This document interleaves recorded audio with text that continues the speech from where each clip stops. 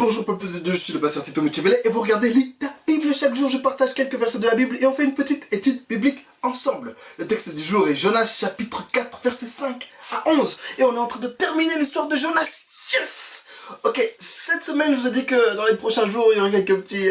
j'ai plus le temps pour faire tous les effets, tous les les textes et tout ça. Donc on va juste faire... Je vais mettre le texte dans le commentaire, dans la description, vous pouvez lire avec moi. Ok, c'est parti? Ok, on lit. Jonas sortit de la ville et s'assit à l'est de la ville. Là, il se fit une cabane et s'y tint à l'ombre en attendant de voir ce qui arriverait dans la ville. L'Éternel Dieu fit pousser une plante qui s'éleva au-dessus de Jonas pour donner de l'ombre à sa tête et le délivrer de son mal.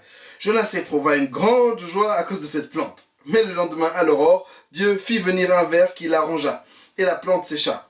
Au lever du soleil, Dieu fit souffler un vent d'est chaud et le soleil frappa la tête de Jonas au point qu'il tomba en défaillance.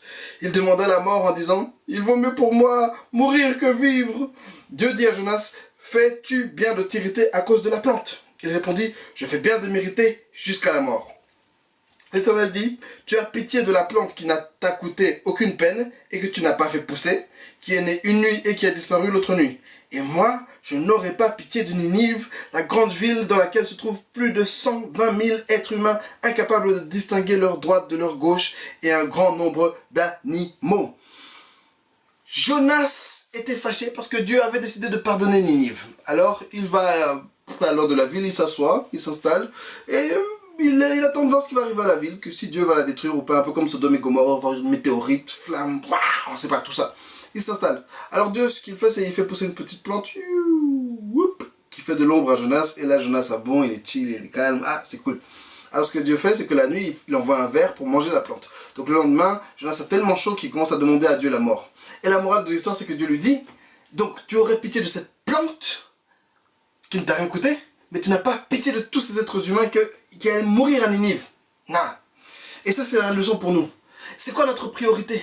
C'est quoi notre priorité? Souvent on s'énerve et on crie à l'injustice parce que t'as pas réussi une interro, parce que t'avais prié mais que Dieu ne t'a pas donné le boulot que tu voulais, parce que ton chef de chorale a refusé de te donner un solo. Mais tout ça c'est pas important.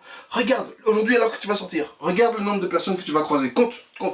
Dis-toi que la plupart de ces personnes ne connaissent pas Dieu et ils vont aller en enfer et ça doit être le sujet de nos prières, ça doit être ce qui nous passionne, ce qui nous énerve, c'est ça, ces gens que Dieu a créés par sa parole, des gens qui ont une grande valeur pour Dieu. Alors faisons attention à nos priorités. Allez, les amis, passez un bon week-end, hein?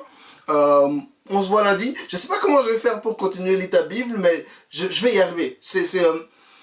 Je suis tellement content de faire ça. Je remercie toutes les personnes qui me soutiennent par des SMS, WhatsApp, sur YouTube, sur Facebook, par des messages.